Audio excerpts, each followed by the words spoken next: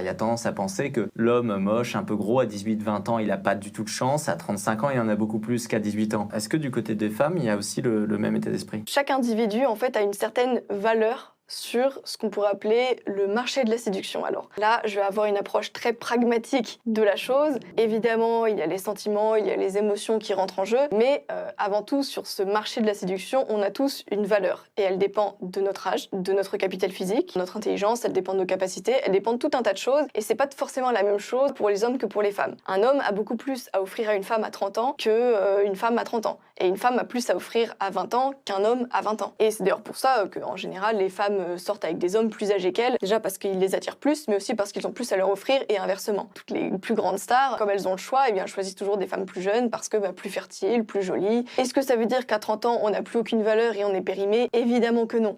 Mais justement, si jamais on a conscience de tous ces facteurs et de cette réalité peut-être un peu cruelle